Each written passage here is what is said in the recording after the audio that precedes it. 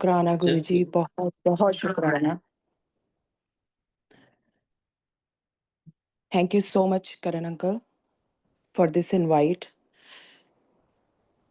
आज बहुत ही blessed day है मेरे लिए। मैं महाराज का बहुत बहुत शुक्राना करती हूँ गुरुजी। इतनी औकात नहीं है कि आपके समक्ष बैठकर हम अपना कोई भी अपनी जीवन की जो भी बातें हैं, जो हमारी जर्नी रही है, वो हम आपके सामने बैठकर उसको बता सकें, आपके इस परिवार में बैठकर सबको बता सकें। आप खुद आइए गुरुजी, मेरे साथ बैठ जाइए और जो आप चाहते हैं मैं वही बोलूँ आज। जय गुरुजी संगत जी। मैं अपनी जर्नी, गुरुजी जैसे कहते थे कि हमेशा अपनी जर्नी जो है वो शुरू से शुरू करें। हम सब की जर्नी बहुत लंबी है, बहुत कुछ उस जर्नी में हमने देखा है। अगर उसको बैठेंगे, शुरू करेंगे और एंड तक जाएँगे तो बहुत-बहुत टाइम लगता है। लेकिन मैं थोड़ी-सी जर्नी अपनी शुरू से बताऊँगी, फिर बीच-बीच में जो मेरे साथ हुआ, जो जर्नी में थोड़ा-सा वो एक्सप्लेन करूँगी और उसके बाद मैं उन महाराज की, जिन्होंने मुझे जीवन दिया और कैसे मेरी ज़िंदगी को सुधारा और ट्रैक पर लाए और आज तक मेरे साथ मेरे हर काम, मेरी ज़िंदगी को चला रहे हैं। अगर वो ज़िंदगी में नहीं होते, तो शायद आज मैं यहाँ बैठकर ये सत्संग नहीं कर रही होती। Thank you so much Guruji, thank you. Sangat ji, I born and brought up in Delhi in India. मेरी ग्रो जो भी जिस फैमिली से मैं बिलॉन्ग करती हूँ, हिंदू पंजाबी फैमिली, और मॉम मेरी बहुत ही रिलीजियस थी, बहुत पूजा-पाठ करने वाली थी और क्योंकि मैं घर में बड़ी थी, तो मेरे को भी उन्होंने बहुत कुछ सिखाया। और मेरी जर्नी शुरू से ही स्पिरिचुअलिटी में बहुत ज़्यादा मैं बिलीव करती थी। बहुत मेरा जो मन का झुकाव था वो हमेशा पूजा-पाठ में रहता था।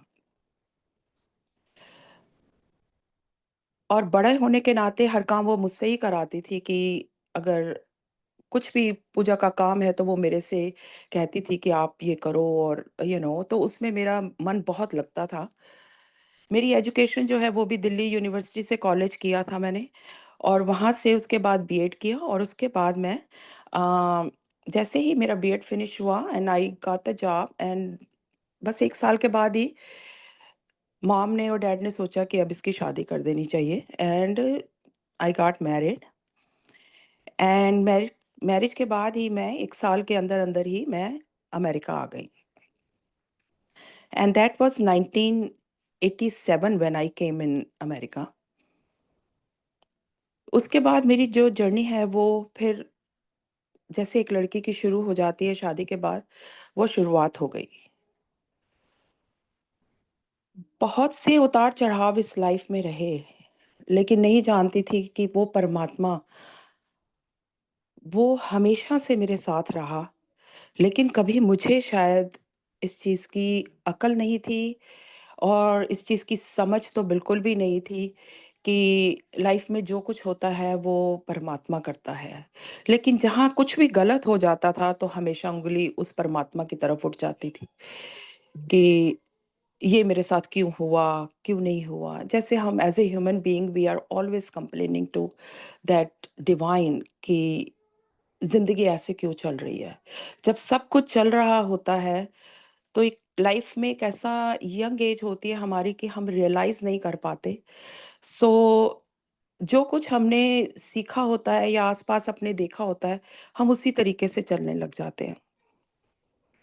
एंड हम अपने आप को भी उसी तरीके से ही मोल्ड कर लेते हैं और वही लैंग्वेज जो है वो हम दूसरों के साथ भी शेयर करने लग जाते हैं क्योंकि हमने यही सीख रहे होते हैं सोसाइटी से and we go through the same way. अपने आप पे काम करना कभी आया ही नहीं कि अपने आप को कैसे चेक करना है, इस तरफ की तरफ कभी ध्यान नहीं गया। Life was going on. I married to the guy who was here prior I came here. He was here almost 5 years before. His name was Sanjeev. संगत जी, इससे पहले कि मैं और आगे जाऊँ, मैं आपको बताती हूँ कि मेरे हस्बैंड इज़ नो मोर। आज उनका बर्थडे भी है।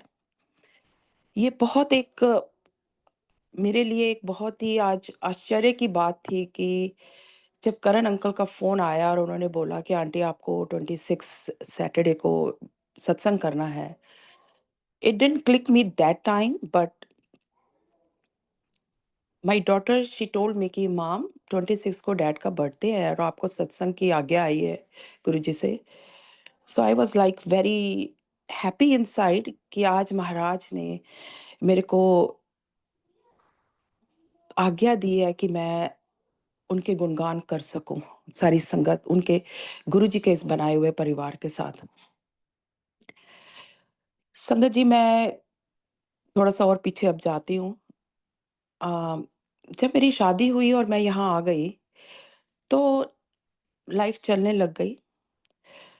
बट माय हस्बैंड जो जिस कंपनी में काम करते थे वो कंपनी बंद हो गई and we had a little tough time that time. तो स्ट्रगल थोड़ा सा शुरू हो गया था और then I had a 6 month old baby my son. Life चलती जा रही थी। We were doing whatever everybody does, same routine में सब कुछ चल रहा था। बट उतार चढ़ाव लाइफ के बहुत ज्यादा शुरू हो चुके थे। अब उसमें मैं जानती हूँ कहीं मन के कोने में मेरे एक डर बहुत रहता था। व्हेन आई वाज 15 और 16, मेरी मदर जो हैं, वो माता रानी की बहुत पूजा करती थीं। वैसे तो वो सारे भगवानों को ही मानती थीं, पर माता रानी की बहुत पूजा करती थीं।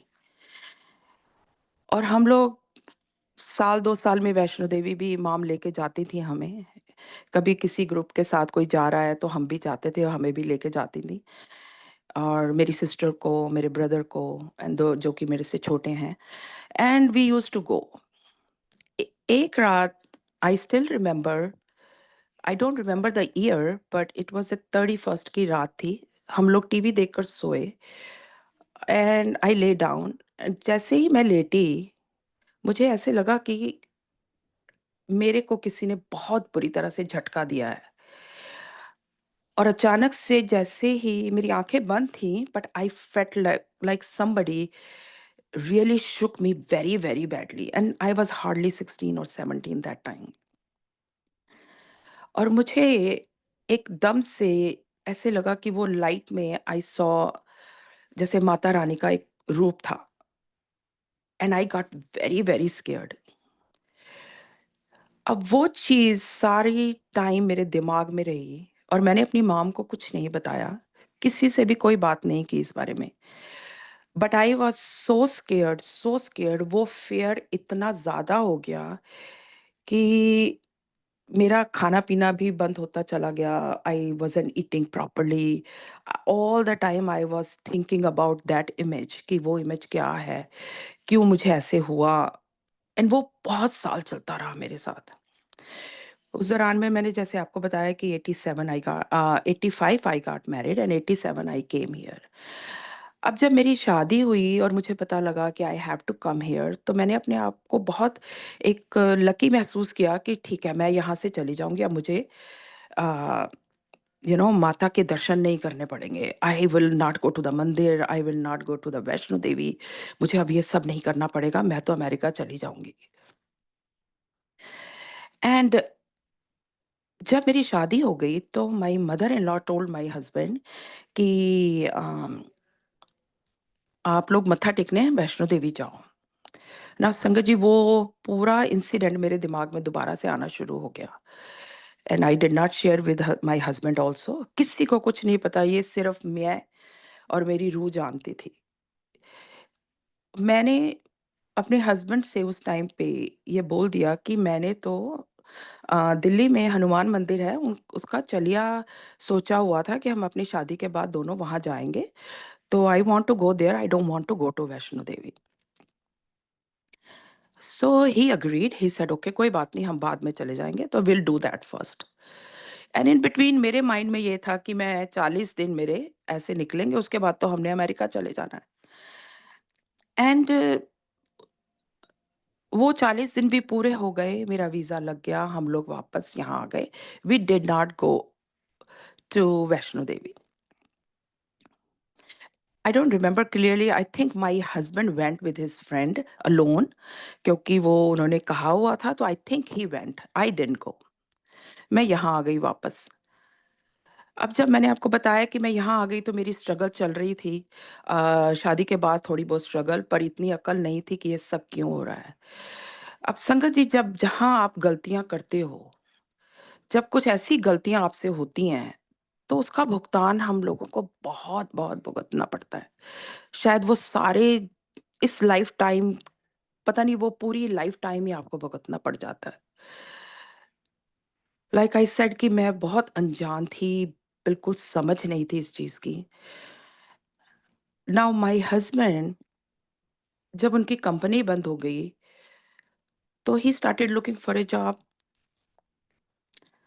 तो उनको फॉर द टाइम बीइंग जब कोई जॉब नहीं अरेंज हो रही थी, तो then he started I think working in one of the company, जहाँ अ, कंपनी में उनकी जॉब जहाँ भी लगी उस टाइम पर, तो एक दिन उन्होंने मुझे बोला कि उनको ऑफ़िस जाना है एंड जस्ट कुछ पेपर वर्क उठाना था। तो मैंने बोलने लगे कि will go together. I said okay and we have to go because he wasn't working that day, he just had to go to the office. तो वो ऑफ़िस चले गए, तो मैं गाड़ी में बैठी थी एंड मैंने जस्ट ऐसे ही अपना वो आगे का डैशबोर्ड खोला, तो ऐसे ही चेक कर रही थी। अब उसमें मुझे कुछ पेपर्स वगैरह थे, so I said let me just clean it until he is inside. तो मैं उसको साफ करने लगी, तो उसमें माता रानी की एक फ़ोटो थी। जैसे ही मैंने वो फ़ोटो देखी, वो एक फिर दोबारा से वो एक थॉट मेरे अंदर शुरू हो गया एंड वो जो एक फ़ियर था, वो फिर दोबारा से शुरू हो गया। अब संगत जी, मैंने क्या किया, वो सारे पेपर-वेपर उठाए और उसी में माता रानी की फ़ोटो थी। आई टियर ऑफ एवरीथिंग एंड वहाँ साथ में एक गार्बेज का वो था और मैंने सारा कुछ निकाल के वो बैग में डाल के वो मैंने गार्बेज कर दिया। अब आप सोच सकते हैं कितनी अकल काम की मेरी कि मैंने क्या किया। आज तक उसका मैं कई बार सोचती हूँ कि बहुत-बहुत भुगतान किया मैंने। बहुत माफ़ी माँगती हूँ गुरुजी से, गुरुजी बहुत-बहुत अनजान थी, लेकिन इतना कुछ होने के बावजूद भी महाराज ने मेरे को ऐसे रखा कि कोई क्या रख सकता है, कि वो परमात्मा इतना मर्सीफुल है कि इतनी बड़ी-बड़ी गलतियों को भी वो माफ़ कर देते हैं। लाइफ में बहुत उसके बाद अप्स एंड डाउन आए संगत जी, बहुत अप्स एंड डाउन आए। मैंने कभी नवरात्रे नहीं रखे, कभी लास्ट टाइम मॉम से बात होती थी तो वो बोलती थी आखिरी रख लो, तो मैं रख लेती थी बेमन से। पर उस साइड पे मेरा जाना नहीं, पता नहीं वो चीज़ मुझे क्यों इतना घर कर गई मेरे दिमाग में कि मेरा जो फ़ियर था ना, वो मेरी लाइफ़ को से बढ़ के हो गया और हर चीज़ में मुझे डर लगने लग गया। अब अगर कहीं मैं वो उस टाइम पे रियलाइज़ करती, तो आज शायद इतने मुसीबतों से मुझे शायद ना जाना पड़ता। बट फिर कभी मन में ये भी आता है कि वो शायद मेरे भाग्य में लिखा था ये सब होना, लेकिन उसके बावजूद भी ज़िंदगी में सब कुछ वो परमात्मा मुझे देता रहा, जिसकी शायद मैं हकदार भी नहीं थी। कभी सोचा भी नहीं कि गुरुजी इतना भी कभी आप अ, अपने बनाई हुई इस दुनिया में अपने, जो कि हम आपको गलत हमेशा समझते रहते हैं कि परमात्मा ये नहीं करता, वो नहीं करता, जबकि कर्म हमारे अपने हैं।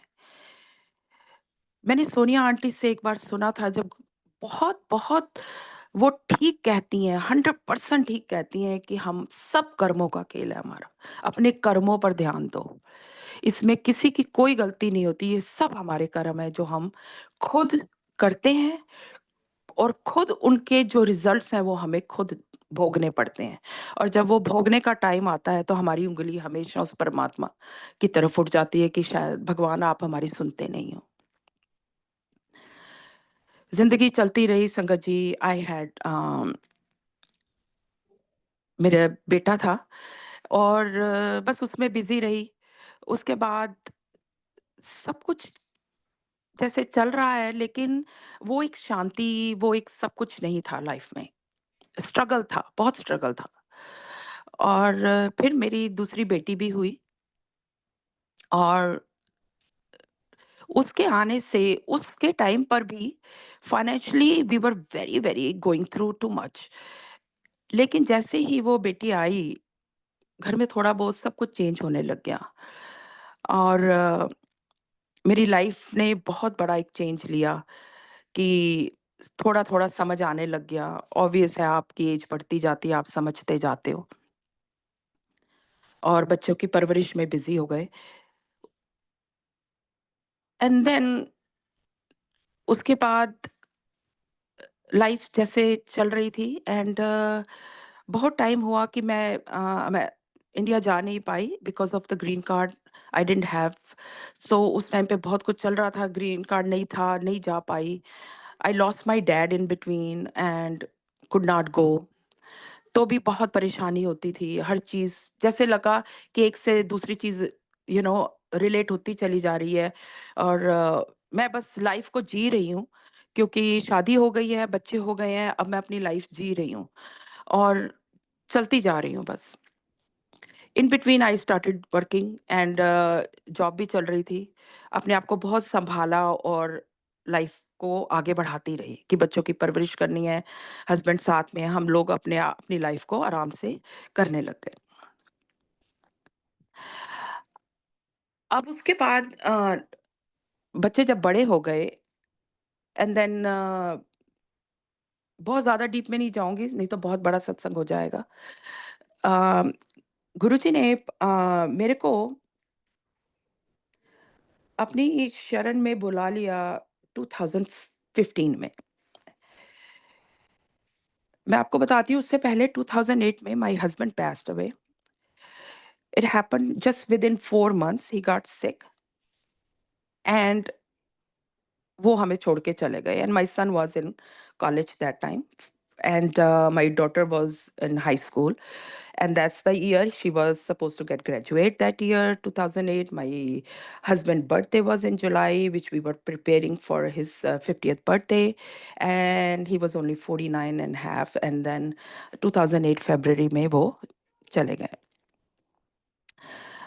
अब संगत जी जब वो बीमार हुए वो 4 महीने, तो वो ऑब्वियस है I was in the hospital home and I have no family over here. I was alone and my 2 kids and सब कुछ चलता रहा और 4 महीने में बस एक पैर मेरा हॉस्पिटल में होता था, एक पैर मेरा घर पे, एक पैर जॉब पे, बच्चों को भी देखना और सब कुछ because there was no help at all. कोई फैमिली मेंबर मेरा यहाँ नहीं है। अब मैं आपको एक बताती हूँ कि गुरुजी ने जब मेरे को ये जब हो रहा था, उस टाइम पे परमात्मा आपके साथ कैसे खड़ा होता है और हमें बिल्कुल रियलाइज़ेशन नहीं होती।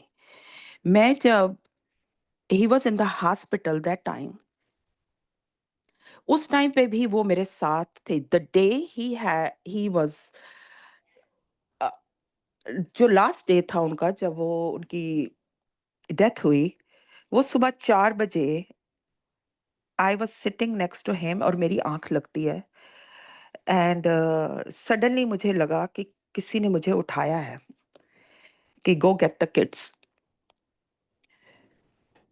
और मैंने सोचा कि नहीं ये मेरा वहम है और मैं फिर बैठ गई और फिर मेरी आँख लगती है, फिर मुझे कोई उठाता है कि गो गेट द किड्स। मैं उठती हूँ, मैं बाहर आती हूँ हॉस्पिटल से और हॉस्पिटल में देख बाहर आते ही मेरे देखती हूँ तो स्टॉर्म है, it's a Blizzard going on. I was in New York that time और ब्लिज़र्ड इतना ब्लिज़र्ड है कि मैं बाहर निकलती हूँ और फिर अंदर आती हूँ।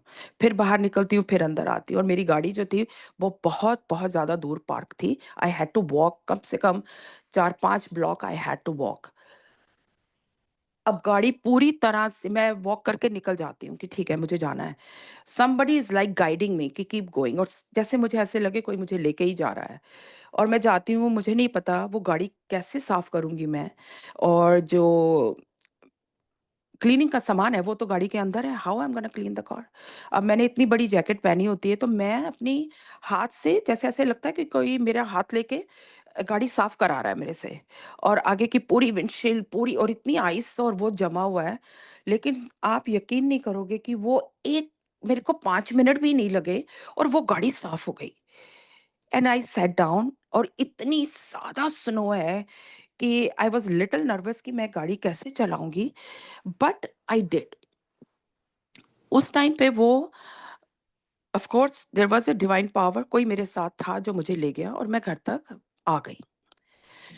और मैं बच्चों को लेके हॉस्पिटल गई, बच्चे पहुँच भी गए, उनको देख भी लिया। एंड ये चीज़ जो हुई मेरे साथ इंसिडेंट, गाड़ी तक जाना, उठाना मुझे और बच्चों को लेके आना, ये सब ऐसे आज समझ में आता है कि वो कौन कर रहा था। महाराज उस टाइम पे आ गए थे मेरे साथ, जो कि मुझे नहीं मालूम था।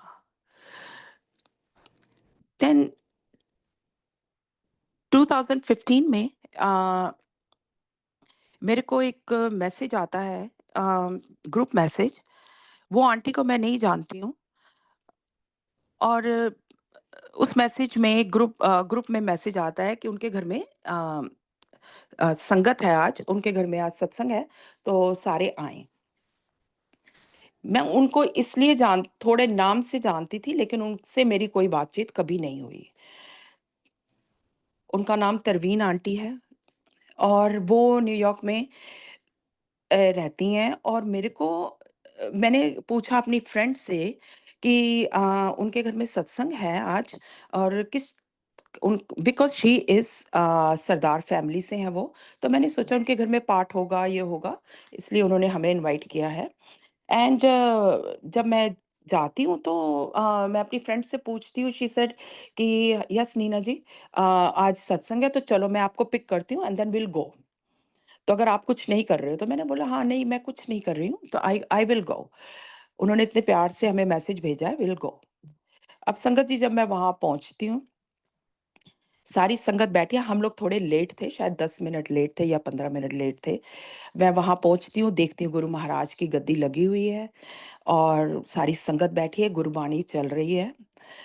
और साइड की टेबल्स पे मैंने देखा कि शिव जी की मूर्ति है और एक गुरु नानक देव जी की मूर्ति है, और मुझे गुरु जी का स्वरूप नज़र नहीं आता। मैं जानती भी नहीं कि वहाँ पे कोई गुरु का स्वरूप हो सकता है या नहीं है। तो मैंने सोचा ओके शिव जी को मैंने मेरे मन में आया कि ये सरदार फैमिली है, ये शिव जी को भी मानते हैं। तो मैंने मत्था टेका एंड मैं वहाँ जाकर बैठ गई। अभी मैं बैठी ही थी तो ऑफ़ कोर्स जल प्रसाद आया, और उन्होंने स्नैक प्रसाद भी दिया, गर्मी थी, मई का महीना था, तो उन्होंने मुझे साथ में राइट अवे, मुझे और मेरी फ्रेंड को, क्योंकि हम ही लास्ट पहुँचे थे, तो उन्होंने हमें राइट अवे चाय भी दी, और रूह अफ़ज़ा उन्होंने बनाया हुआ था, वो भी दिया। और साथ में तो मैंने उनको मना किया कि अभी पहले मैं ये पी लूँ, आप मुझे अभी चाय दे रहे हो, तो अभी ठहर के। तो एक आंटी साथ में थी, तो वो बोलने लगे, उन्होंने मना मना नहीं करो आंटी, आप ये पियो। तो मैंने कहा ठीक है। तो मैंने अभी तक गुरुजी को स्वरूप नहीं देखा वहाँ पर।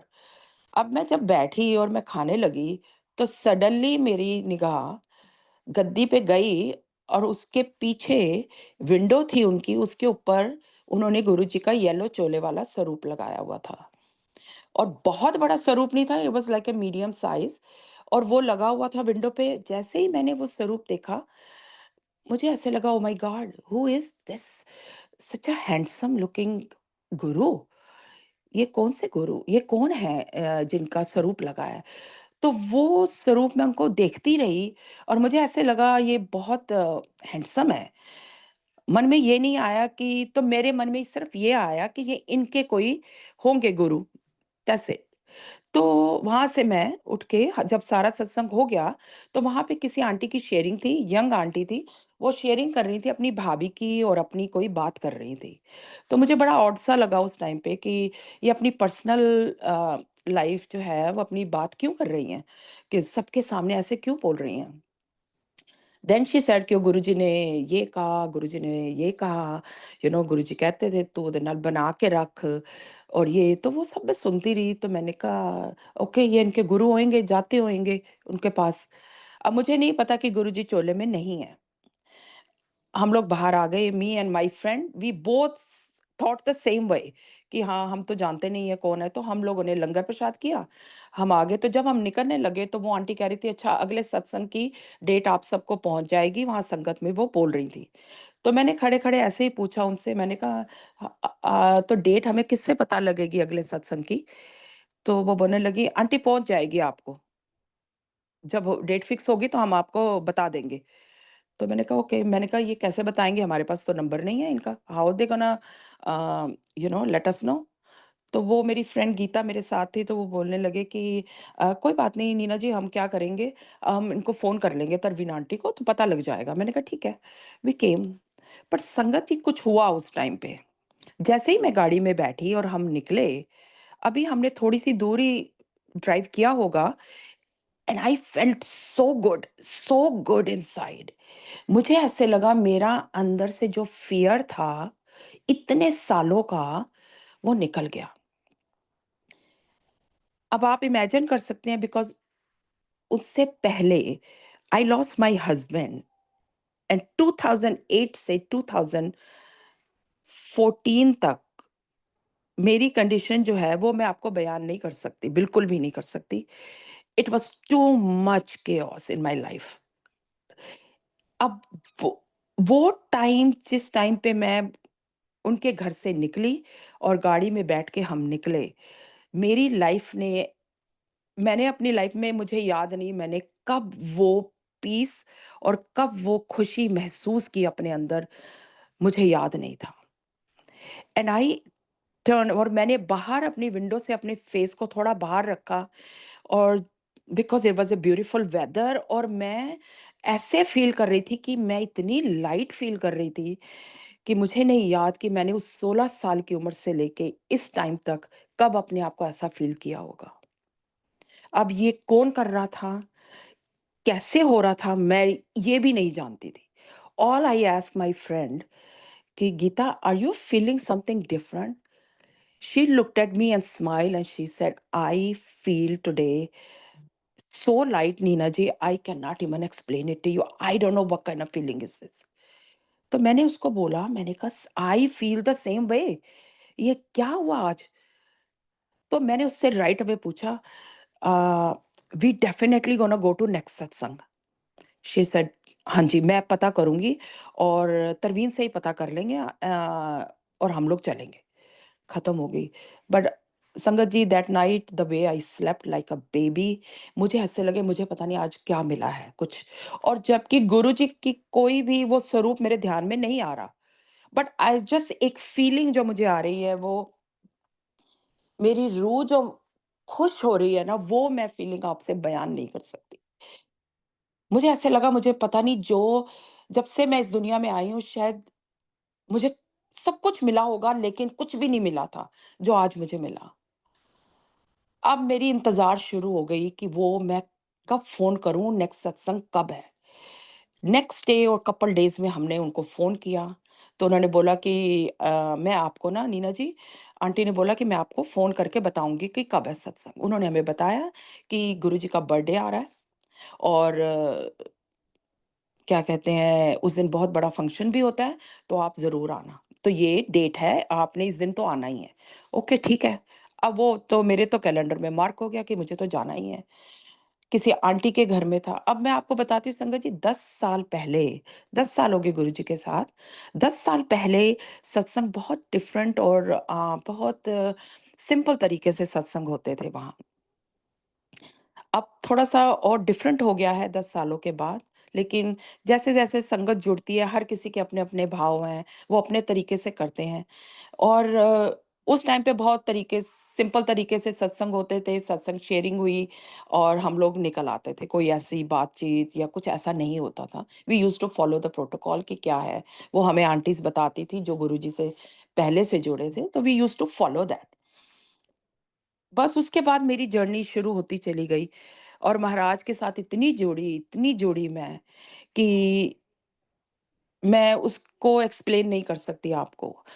फिर 2015 में my daughter in law came, my son got married in 2014। 2015 my daughter in law came from India and उसी साल मैं जुड़ी थी। She came in January and I uh, got Guruji के पास जाना शुरू हुआ 2015 मई में। नाउ 16 में गुरुजी ने, अब मेरे को पता लगा कि वहाँ पर बड़ा मंदिर है।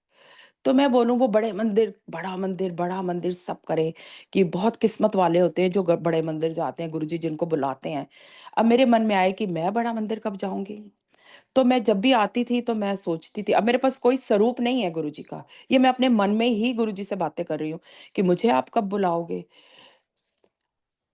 तो उसी दौरान अ, एक सत्संग हुआ जिसमें मैं मीरा जौहर आंटी से मिली जो कि गुरुजी के साथ होती थी वहां पर, जब गुरुजी थे चोले में। तो मीरा जौहर आंटी लॉन्ग आइलैंड में वहाँ उन्होंने सत्संग किया, तो वो अरेंज करती थी सत्संग। और मैं वहाँ गई, तो उस रात उनके पास बहुत सारे गुरुजी के स्वरूप थे। तो वो मेरे को बोलने लगे, "आंटी आपके पास स्वरूप है गुरुजी का?" तो मैंने कहा, "नहीं आंटी मेरे पास तो नहीं है।" तो बोलते हैं, "ये लो, चलो आज गुरुजी आपके घर आ रहे हैं, ये लो गुरुजी का स्वरूप।" और उन्होंने मुझे वही पीले चोले वाला पहला स्वरूप गुरुजी का दिया। और मेरा तो खुशी का ठिकाना नहीं रहा कि आज तो मैं, मेरे को तो ये क्या मिल गया। तो अब तो मैं इनसे रूबरू सामने बैठ के बात कर सकती हूँ। अब संगत जी वो आए, अब मेरी फ्रेंड जो मेरे साथ जिसकी जर्नी शुरू हुई थी गीता की, उसको भी वो मिला। और हमारी एक और फ्रेंड है जो हमारे साथ फिर उसने भी जाना शुरू किया, उसको भी मिला। अब हम 3 जनों को ये सेम स्वरूप मिले। अब हम तीनों ने डिसाइड किया कि हम स्वरूप को फ्रेम कराना है। So we were looking for the frame and all that. गए सब ने, हम तीनों ने एक जैसे फ्रेम करवाए। अब गुरुजी घर में आ गए और आके हम मैंने उनको विराजमान किया और मंदिर में, और मैंने बस उनसे बातें शुरू हुई मेरी, और मेरी जर्नी उनके साथ शुरू हो गई। और ऐसी शुरू हुई कि मैं उनके साथ बैठ के कितनी-कितनी देर बातें करती थी।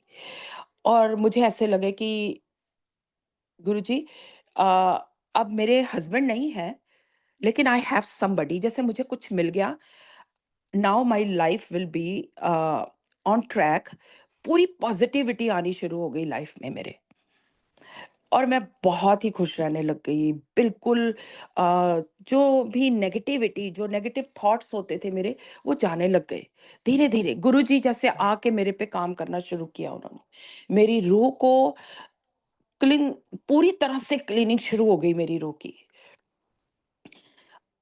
और संगत जी उन्होंने मुझे अमृत वेले से जोड़ना शुरू कर दिया। मैं सुबह, एक टाइम ऐसा था कि मैं सुबह ढाई ढाई बजे उठ के बैठ जाती थी। जोत जलाई, नहाए, जोत जलाई और बैठ गए गुरुजी के सामने। अब इस जर्नी में मैं आपको बताती हूँ कि मेरे साथ क्या हुआ, गुरुजी से मिलने के बाद क्या हुआ। अब मेरे सत्संग कैसे लाइफ के शुरू हुए उनके साथ। गुरुजी ने सबसे पहले मुझे अमृत वेले से जोड़ा। और जबकि मैं ये जानती थी कि गुरुजी कहते हैं कि कोई वेला अ, खराब नहीं है। जिस वेले भी आप उठते हो उस वेले ही अमृत वेला है आपके लिए। जिस वेले भी आप उठ के पाठ करते हो या मेरे को याद करते हो वो अमृत वेला है। लेकिन मेरे लिए शायद ये ज़रूरी था, मेरे कर्मों के हिसाब से, या मेरी जर्नी में ये ज़रूरी लिखा था कि इस तरीके से ही मेरी क्लींजिंग होनी है। तो उन्होंने मुझे उठाया और अपने साथ बिठाना शुरू किया। और मेरे 2 शब्द चलते थे सुबह every morning. I used to sit down like 3:30, और उस 3:30 में मेरे 2 शब्द चलते थे, जो माँगे ठाकुर अपने ते सोई सोई देवे। और एक चलता था, जिसके सिर ऊपर तू स्वामी वो दुःख कैसा पाए। अब तीसरा कोई शब्द मैं नहीं लगाती थी सिवाय इन 2 शब्द के। और धीरे-धीरे मेरा वो अमृत वेला ऐसा बना कि कोई दिन ऐसा नहीं होता था कि मैं नहीं बैठती थी। अब मेरे जो अंदर की रूह थी वो गुरुजी से मिलना चाह चाह रही थी कि मुझे गुरुजी आप मिलो, मैं आपके दर्शन करना चाहती हूँ। I want to see you, आप मेरे को कैसे दर्शन दोगे? आप सामने आओ, मैं आपको हग करना चाहती हूँ। इतनी मेरी भूख बढ़ गई, इतनी बढ़ गई कि literally I used to sit and cry for him कि आप आओ। एक दिन संगत जी मैं बैठी थी तो जोत जलाई गुरुजी के आगे। अब उस दौरान में जब मैं सत्संग अटेंड करने लगी थी, तो मेरे को एक स्वरूप और मिला गुरुजी का, वो रॉक स्टार वाला ब्लैक उसमें चोले में जो है वो भी स्वरूप मिला। उसको भी मैंने फ्रेम करके अपने लिविंग और डाइनिंग रूम के बीच में जो एक मेरी जगह थी, मैंने वहाँ पे रखा। तो मैं अगर लिविंग रूम में भी बैठी हूँ, तो वो मेरे को एरिया नज़र आता है जहाँ गुरुजी का स्वरूप पड़ा है। तो सुबह मैंने जोत जलाई, सडनली आई सी कि जोत जो है बहुत ही ज़्यादा फ्लिकर कर रही है। तो मेरा ध्यान एकदम से मेडिटेशन से मैं ध्यान से हटी, तो मैंने देखा कि जोत बहुत फ्लिकर कर रही है। तो एक ना ऑरा ऐसा बन जाता था कि मुझे फीलिंग आने लग जाती थी कि समबडी इज़ अराउंड मी, कोई पास में है मेरे, और बहुत ही डिवाइन सा एक फीलिंग मेरे को आने लग जाती थी। तो मैंने गुरुजी से प्रार्थना की कि गुरुजी आप हो, आप आओ मेरे सामने आओ गुरुजी, आप आओ सामने, मैं आपको मिलना चाहती हूँ। एंड थोड़ी देर में मैंने देखा कि जोत इतनी बड़ी हो गई, गुरु संगत जी, इतनी बड़ी हो गई, आज भी मेरे पास उसकी वीडियो भी है और उसकी पिक्चर भी है। And literally I started feeling कि ही इज़ हियर, पर मैं देख नहीं पा रही हूँ, पर वो जो फीलिंग है डिवाइन, वो मैं फ़ील कर पा रही हूँ। तो मैं अपने मेडिटेशन से उठती हूँ और जब सब खत्म हो जाता है मेरी पूरा, और अभी 5:30 बजे होंगे, अंधेरा था, it was a winter time. जब जोत भी ठंडी हो जाती है, तो मैं अपना खत्म करके उठती हूँ, but I feel very heavy, मेरी बॉडी बहुत हेवी फील कर रही है और मैं उठ के अपने बेडरूम की तरफ जा रही हूँ। सडनली थोड़ा-सा ही मैं गुरुजी के स्वरूप के जहाँ रखा था, मैं वहाँ से निकलती हूँ एंड आई फील मेरे पैर बहुत ही ज़्यादा भारी हो गए हैं और मुझे फीलिंग आ रही है समबडी इज़ बिहाइंड मी, और किसी ने मुझे अपने हाथों से पीछे से पकड़ा है और मेरे को चला रहा है, और इतने भारी पैर हैं मेरे कि मैं उठा नहीं पा रही हूँ, और वो जो पावर है वो मुझे लेके आगे तक बेडरूम तक लेके जा रही है। और मैं सोच रही हूँ, मन में मेरे आ रहा है कि कोई है, and now I am getting very agitate कि ये डर भी लग रहा है कि कौन है पीछे, कौन है मेरे। और जैसे ही मैं बेडरूम में जाती हूँ, तो मैं पीछे मुड़ के भी देखना नहीं चाह रही। अब जो मेरा बेड है वो वॉल की तरफ लगा है, और दरवाज़े से जैसे ही बेडरूम के मैं एंटर करती हूँ, तो राइट अवे मेरा सामने बेड है और दूसरी साइड पे विंडो है और वॉल है। तो मैं उसी साइड पे फेस करके लेट जाती हूँ। अब जैसे ही मैं लेटती हूँ संगत जी, आई फ़ील कि वो मेरे साथ कोई आके लेट गया है, और उसने मुझे अपने, बिल्कुल जैसे कोई एक माँ अपने बच्चे को अंदर लिटा लेती है, ऐसे मुझे उसने लिटाया है। और 1 सेकंड के अंदर मेरी आँखें बंद हो जाती हैं और मैं सो जाती हूँ। और इस चीज़ को शायद 2 मिनट, 3 मिनट मैंने फ़ील किया कि कोई मेरे साथ लेटा है, पर मेरी हिम्मत नहीं हो रही पीछे उठ के देखने की। वो जो 2 और 3 मिनट हैं, बिल्कुल literally I fail in sleep कि मेरे को होश ही नहीं है, मैं सो गई। सडनली 2-3 मिनट के बाद आई फेल्ट किसी ने मुझे एकदम से छोड़ दिया। कोई मेरे पीछे से हटा है, और एकदम से मुझे फ़ील हुआ कि कोई हटा है, and suddenly I turned. When I turn, कोई भी नहीं है, और मैं फटाफट अपने बेड पे उठी, और मैं अपने, अंधेरा था, लाइट ऑफ थी, तो मैंने अपने बेड पे हाथ लगाया अपना फ़ोन लेने के लिए। अब जैसे ही मैंने अपना फ़ोन उठाया कि उसको ऑन करूँ, लाइट जलाऊँ, क्योंकि I was literally shaky and all that कि कोई था मेरे पास। तो मैंने जैसे ही फ़ोन ऑन किया, आप यकीन नहीं करोगे संगत जी, उस फ़ोन में से एक शब्द चलना शुरू हुआ, जो कि मैंने नहीं चलाया, मैंने सिर्फ़ फ़ोन को ऑन किया। उस शब्द जब वो चला तो मेरे रोंगटे खड़े हो गए। शब्द चल रहा था, तन मन होए निहाल, सतगुरु देखा सामने। I cried like a baby कि गुरुजी आप आए थे, आप आए थे गुरुजी मेरे पास। आप आए थे गुरुजी, आपने मेरे से बात क्यों नहीं की? मेरी सारी लाइफ ऐसे निकली गुरु महाराज। आपने क्यों बात नहीं की मेरे से? बच्चों की तरह उन्होंने मेरे को अपनी गोदी में सुलाया और वो दिन संगत ji, I am so sorry.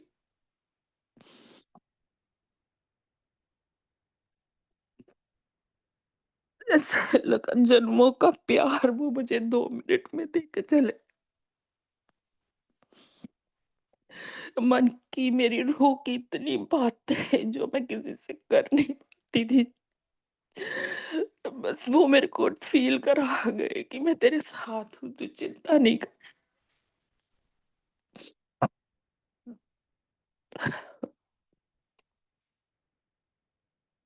मैंने बहुत माफ़ी माँगी गुरुजी से, गुरुजी आई एम सो सॉरी, ज़िंदगी में मुझसे जो भी गलतियाँ हो गई। आई एम सो सॉरी संगत जी, प्लीज़ मुझे माफ़ करिए। ये ऐसी ग्रेस है मेरी जो मैं शायद मेरे मरते दम तक गुरुजी की वो फीलिंग मैं भूल नहीं पाऊँगी। मेरे को उन्होंने अपने इतने पूजा-पाठ से जोड़ दिया। मेरे को जपजी साहब पाठ करवाए, सुखमनी के पाठ कराए ताकि मेरी रूह साफ हो जाए, जो कि मैंने ज़िंदगी में कभी नहीं पढ़े, कभी नहीं पढ़े। पर मेरी मदर इन लॉ पढ़ती थी तो वो एक घर में छोड़ गई थी, वो एक गुटका था, वो घर में पता नहीं कहाँ पड़ा हुआ था। वो पता नहीं कैसे गुरुजी ने मेरे से निकलवाया, मुझे जपजी साहब के पाठ करवाए, सुखमनी के इतने पाठ करवाए कि हर रोज़ सुबह मैं 3:30 बजे बैठ के वो पाठ किया करती थी और इतनी रूह को साफ किया कि तू चिंता नहीं कर, जो गलतियाँ तेरे से हुई हैं वो मैंने तुझे माफ़ कर दिया। फिर संगत जी मेरे को गुरुजी के ड्रीम दर्शन भी 2-3 बार हुए क्योंकि मैं उनसे पूछती थी कि गुरुजी मेरे हस्बैंड चले गए इतनी जल्दी एज में क्यों छोड़ के चले गए? आप पहले क्यों नहीं मिले मुझे? मिल जाते तो शायद मैं उनको ले आती, वो शायद ठीक हो जाते। बहुत सारे थॉट्स आते थे। फिर मैंने उनसे पूछना जब ये शुरू किया तो ही केम इन माय ड्रीम दर्शन। तो मुझे एक बार उन्होंने दिखाया कि उस ड्रीम दर्शन में मैंने गुरुजी को गोल्ड, येलो, ब्राउन सिल्क का कुर्ता है कोई और वो उन्होंने पहना हुआ है गुरुजी ने। और मैं बैठी हूँ और संगत बैठी है सारी और मैं आगे की लाइन में बैठी हूँ, सबसे आगे बैठी हूँ और गुरुजी बैठे हैं और मैं वहाँ बैठी हूँ तो गुरुजी मुझे इशारा करके कहते हैं कि तू मेरे पास आ, इधर बैठ, मेरे साथ बैठ। मैं उनके साथ जाके बैठ जाती हूँ और तो वो मेरी तरफ देखते हैं और ऑल आई सी उनका फेस और उनके चमकते हुए दाँत हैं। उनके टीथ इतने चमक रहे हैं और मैं देखती हूँ तो मन में मैं सोचती हूँ कि गुरुजी ने मुझे अपने पास बिठाया है। तो मैं उनकी तरफ देखती हूँ तो मुझे हँस के कहते हैं, "तेरी ज़िंदगी दा मैं नवां दरवाज़ा खोल दित्ता। आंटी मैं तेरी ज़िंदगी दा नवां दरवाज़ा खोल दित्ता।" मुझे ये संगत जी ये बिल्कुल समझ ही नहीं आया कि मेरी ज़िंदगी का कौन-सा नया दरवाज़ा खोला मेरे महाराज ने। अब उसी उसमें गुरुजी जानते थे क्योंकि मैं उनसे पूछती थी कि मेरे हस्बैंड कहाँ है गुरुजी? उन्होंने उसी सपने में फिर मुझे दिखाया कि मैं देख रही हूँ गुरुजी फिर कहीं और बैठे हैं और बहुत संगत बैठी है और कहीं पीछे ऊपर सीढ़ियाँ हैं और मेरे हस्बैंड संजीव वहाँ से बहुत ही हैंडसम लग रहे हैं और एकदम से ड्रेस अप हुए हुए वाइट शर्ट में, एक black pant and he is coming down और आ रहे हैं और ना मैं उनको वहीं बैठी इशारा कर रही हूँ कि गुरुजी बैठे हैं, उनको मत्था टेको। गुरुजी बैठे हैं, उनको मत्था टेको। तो वो मुझे इशारे से कह रहे हैं कि क्या कह रही है? तो मैं उनको बार-बार कह रही हूँ, देखो गुरुजी बैठे हैं, मत्था टेको। और हालाँकि मैं बहुत दूर बैठी हूँ, पर इशारे से उनको समझा रही हूँ। और वो जाते हैं और गुरुजी को मत्था टेकते हैं, पर फिर वो खड़े हो जाते हैं। तो खड़े होते हैं तो गुरुजी नीचे ही बैठे हैं और वो हाथ जोड़ के खड़े हैं और गुरुजी से इंग्लिश में बात कर रहे हैं। मुझे सुनाई नहीं दिया कि वो क्या बात कर रहे हैं, लेकिन वो गुरुजी से बातें कर रहे हैं एंड दैट्स इट और मेरा सपना टूट जाता है। और मैं कहती हूँ कि और उस दिन गुरुजी ने मुझे ये भी दिखा दिया कि तू चिंता नहीं कर, वो मेरे साथ ही है। तू चिंता नहीं कर बिल्कुल। बहुत-बहुत मेहरबानियाँ हैं मेरे महाराज की, इतनी मेहरें हैं संगत जी। उसके बाद जो जर्नी मेरी शुरू हुई है, वो रुकी नहीं है। बच्चों की शादियाँ, बच्चों के बच्चे, I have 3 grandkids, beautiful 3 grandkids जो गुरु महाराज ने झोली में डाले। इतना कुछ उन्होंने बख्शा है और जो बच्चों के स्पाउस आए दोनों की ज़िंदगियों में, इतने अच्छे बच्चे गुरुजी ने मुझे दिए कि मेरा पूरा फैमिली, पूरा परिवार ऐसे पूरा कर दिया उन्होंने। और आई फ़ील इनसाइड कि महाराज अगर ये आप नहीं होते साथ मेरे, तो आज शायद कहीं रुल जाते हम लोग। संगत जी बहुत-बहुत ज़रूरी है ये कनेक्शन जो है, रूह का कनेक्शन है। सत्संग में जाना बहुत ज़रूरी है, लेकिन वहाँ बैठ के हम कहाँ कनेक्ट कर रहे हैं, ये ज़रूरी नहीं है। कनेक्शन तो गुरु महाराज जी से ही है। अगर उनसे कनेक्शन नहीं हो रहा, संगत परिवार में बैठकर, तो हमारा जाना बिल्कुल वेस्ट है, बिल्कुल वेस्ट है। हम सिर्फ़ वहाँ गए हैं, हमने लंगर प्रसाद खाया है, जल प्रसाद पिया है और इधर-उधर की सबको बुलाया, सबसे हाल-चाल पूछे और हम घर आ गए। वो हमारा जाना बिल्कुल जाना नहीं है। ये कनेक्शन रूह का कनेक्शन है, अगर रूह उनसे नहीं मिली है, तो मुझे लगता है कि उन्होंने तो हमें चुन लिया है, उन्होंने तो अपने पास बुला लिया है कि आ जाओ, मैं कर्म काट रहा हूँ तुम्हारे, मेरे पास आ जाओ। पर अब हमारे पे डिपेंड है। जैसे मैंने कहा कि लाइफ़ की जो गलतियाँ हम करते हैं, वो जाने-अनजाने में हुई हैं हमारे से। बहुत गलतियाँ हुई हैं जब हम मिले नहीं थे। मैंने कोई मंदिर, कोई गुरुद्वारा, कोई ऐसी चीज़ नहीं है, हालाँकि अमेरिका में 40 साल हो जाएँगे मुझे रहते हुए। 40 सालों में यहाँ पर भी कोई ऐसी जगह नहीं है जो मैंने ना छोड़ी हो। और न्यूयॉर्क से डैलस गुरुजी यहाँ ले आए, ये भी उनकी मर्ज़ी से हुआ। 36 years I stayed in New York. बच्चे वहीं हुए, बच्चे वहीं बड़े हुए, उनकी शादियाँ हुई, उनका सब कुछ वहाँ हुआ, पूरी लाइफ़ मेरी वहाँ निकली। और 1 महीने के अंदर-अंदर गुरुजी ने सबको हमारा पैकअप करा के हमें डैलस में ले आए। और मैंने उनसे सिर्फ़ यही पूछा था कि गुरुजी आप मुझे ले जा रहे हो, मैं जानती नहीं किसी को यहाँ पर। आप लेके जा रहे हो, आपके सहारे जा रही हूँ, आप ही करोगे, आप ही करोगे।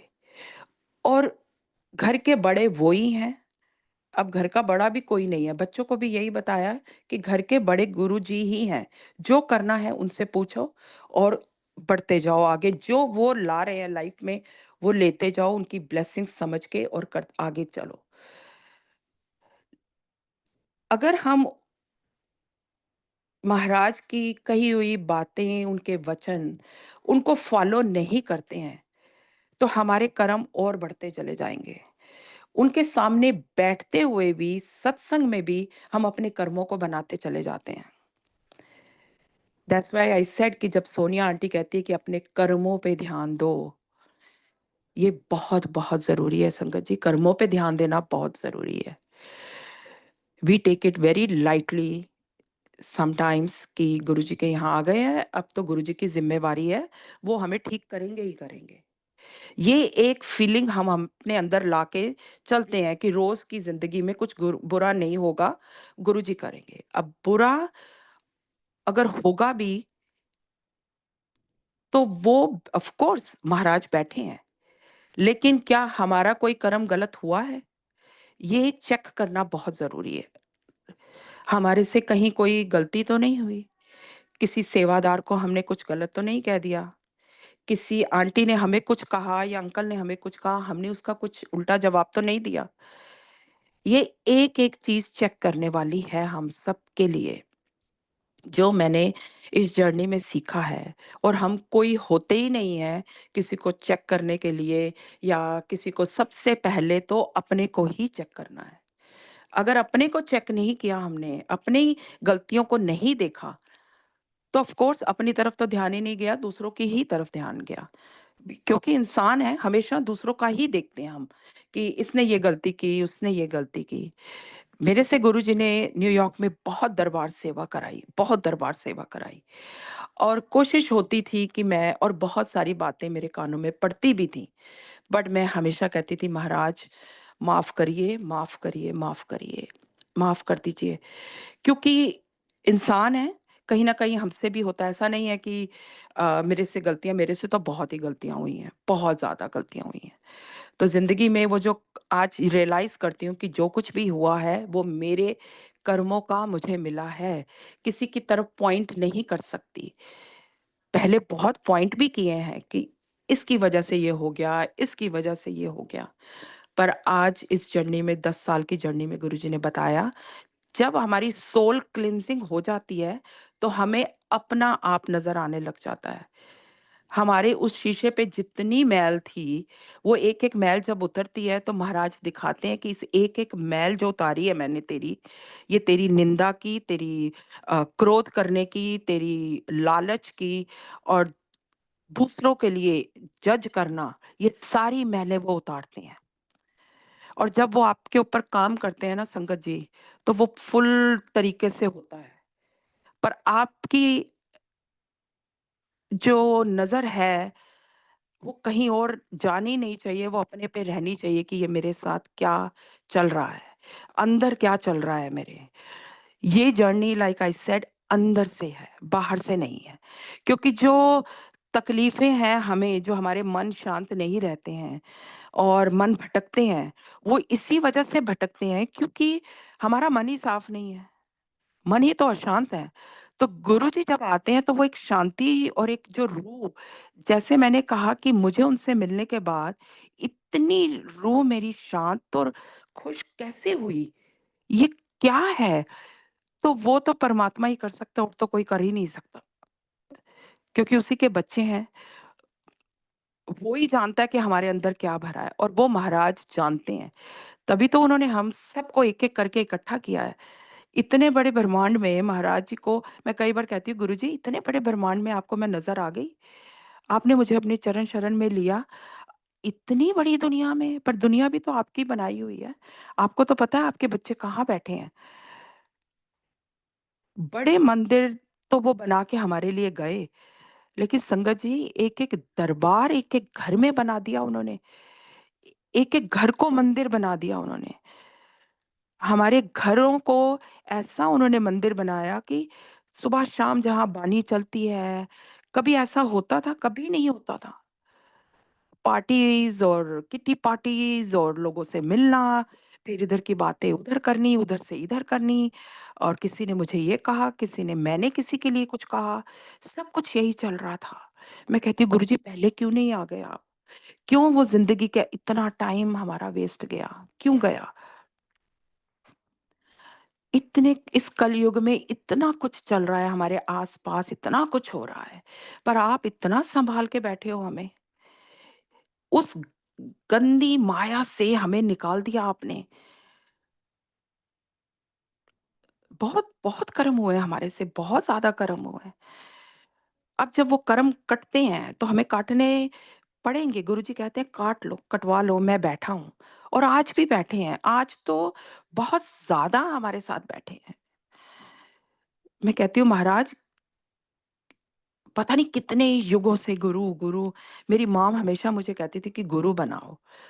वो आनंदपुर साहब वाले उन्होंने आनंदपुर के जो गुरुजी हैं, वो उनको मानती थीं। वो मुझे बहुत इंसिस्ट करती थी कि तू वहाँ पर अकेली है, तुझे गुरु बनाने चाहिए। तो मैं बिल्कुल नहीं मानती थी। मैं कहती थी I don't believe in Gurus. पर मुझे क्या पता था कितना सुंदर, कितना अ, पावन और कितना मेहरों करने वाला गुरु मेरे इंतज़ार कर रहा है और मुझे अपनी शरण में ले रहा है। क्या जानती थी मैं? कुछ नहीं। गुरुजी ये तो पता नहीं आगे के युगों में, आगे के आने वाले टाइम में हमारी हम चले जाएँगे इस दुनिया से और वापस फिर आएँगे, हमारी मुक्ति होगी, नहीं होगी, हम कुछ नहीं जानते। पर इतना ज़रूर जानते हैं कि आप आ गए हो, आपने हमें अपनी गोद में बिठा लिया है, तो आगे जो भी होगा वो सब अच्छा होगा क्योंकि आप आ गए हो। मैंने उनको रूह से बुलाया और वो मेरे पास आ गए। रूह से। रूह की क्लींजिंग बहुत ज़रूरी है संगत जी, बहुत ज़रूरी है। बहुत, बहुत सारे सत्संग हैं, महाराज की तो लीलाएँ बहुत हैं। मेरे बच्चों के हैं, मेरे ग्रैंड किड्स के हैं, ये बच्चे उन्हीं के दिए हुए हैं, महाराज ने। बहुत-बहुत लीलाएँ की हैं, दिखाया था मुझे उन्होंने। मैं uh, when my first grandson born Guruji के जब मैं आँखें बंद करती थी, तो वो मुझे ऐसे लगता था कि मुझे ब कहते थे कि हाथ कर, तो मेरे हाथों में वो रोज़ के पेटल्स देते थे। जैसे रोज़ के पेटल्स दे रहे हैं मुझे और मेरे हाथ भर जाते थे। और जो मेरा पहला ग्रैंडसन है Sangat ji, he born in the same hospital where my husband passed away और वो मॉर्निंग में गए थे and he born close to that time. जब उसका बर्थ हुआ, I was looking at the clock and I was very nervous क्योंकि वो सेम हॉस्पिटल था। उनके जाने के बाद 2008 में जब वो गए और 2016 में my grandson born, it was the same hospital और जो टाइमिंग थी उसकी डिलीवरी की, उस टाइम पे जब उसका बर्थ हो रहा था, I was inside the room and I was looking at the clock, it was the same timing, close to maybe couple minutes here and there, it was the same time. और गुरुजी ने वो और जैसे ही वो आया तो बच्चों के मुँह से एक ही बात निकली कि डैड वापस आ गए एंड उन्होंने उसका नाम भी संजीव ही रखा। Second time when my daughter got pregnant, उसकी बिटिया हुई, गुरुजी ने मुझे फिर आँखें बंद करती थी और मैं गुरुजी से पूछती थी, "गुरुजी, आपकी बच्ची है, आप बताओ, आप जो दोगे सर माथे पे है।" और वो मुझे दिखाते थे जैसे इंडिया में हम लोग बालों में जैसे वो गजरे के फूल लगाते हैं, ऐसी वाली फूल गुरुजी मुझे ऐसे लगता था दिखाते हैं और मेरे मन में वो भाव डाल रहे थे कि बिटिया है, इस बार बिटिया है तेरी।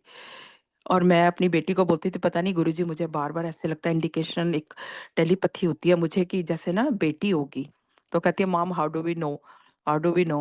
अब वो देखिए सरप्राइज़ क्या था, तो मैं कभी-कभी इतना कुछ होने के बावजूद, इतनी गुरुजी से इतने साल हो गए और फिर भी कहीं न कहीं एक मन में क्वेश्चन आ जाता था। तो my daughter in law when she did the baby shower and जब केक उसको ही सिर्फ़ पता था कि क्या है एंड उसको ही डॉक्टर्स ने दिया था and envelope so she knew it, तो उसने उसके हिसाब से जो भी अरेंजमेंट किए and when she cut the cake, जब केक काट रहे थे तो मैंने मन में मैं गुरुजी से बोलती चली जा रही हूँ कि गुरुजी आपने मुझे बेटी दिखाई है, आई होप कि ठीक है ना, ये सब वही होगा, ये वही है, आप तो मुझे बेटी दिखा रहे हो।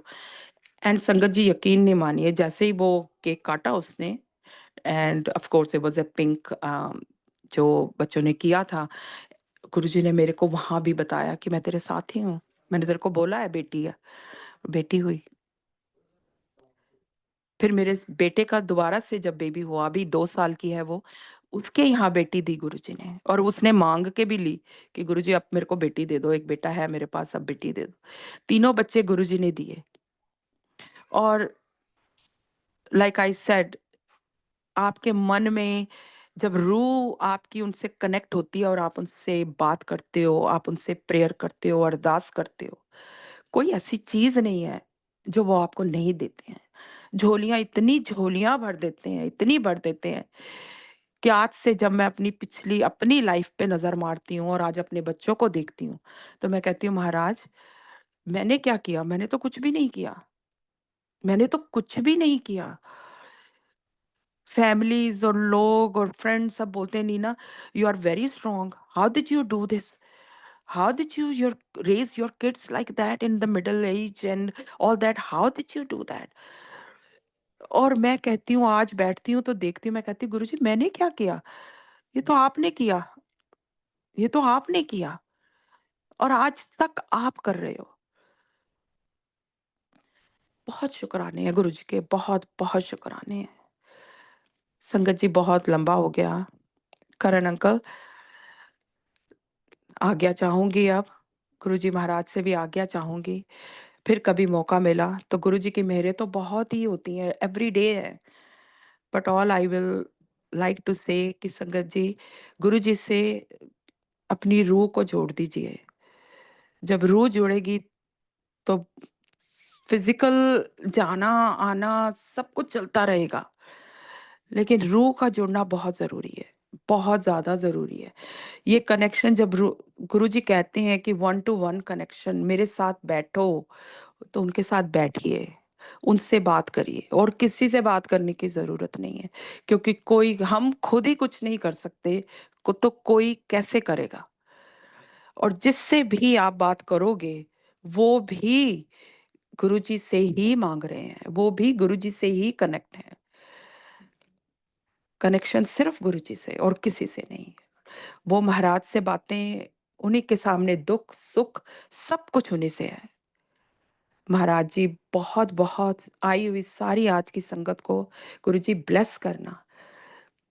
बहुत नियामतें आपने सारी संगत को दी हैं, बहुत कुछ दिया है। हम सब की रूहों के जो दुःख हैं, बस वो काटना और अपने साथ जोड़ी रखना। आपसे अलग कभी भी ना हो, आने वाले टाइम में भी ना हो। अपना हाथ हम सब के सिर पर रखना महाराज। बहुत-बहुत ब्लेस करना सारी संगत को, सबके बच्चों को, ताकि आने वाली जनरेशन हमारी, वो भी आपके साथ ऐसे ही जुड़ी रहे और उनको आप गाइड करना गुरुजी, मेहर करना। बहुत-बहुत मेहर करना महाराज। Thank you so much. शुकराना गुरुजी का, बहुत-बहुत शुकराना। संगत जी कोई गलती, कोई भूल-चूक मेरे से हो गई हो, तो मुझे माफ़ करिएगा। कहने को मन में बहुत सारे भाव आते हैं। दिल करता है कि उनकी उस्तत करते हुए बस सारी ज़िंदगी ऐसे ही निकले, लेकिन टाइम की जो कमी है वो भी हमें देखनी होती है। तो बहुत-बहुत शुकराना आप सबका, मुझे सुनने का। Thank you so much. Thank you Guru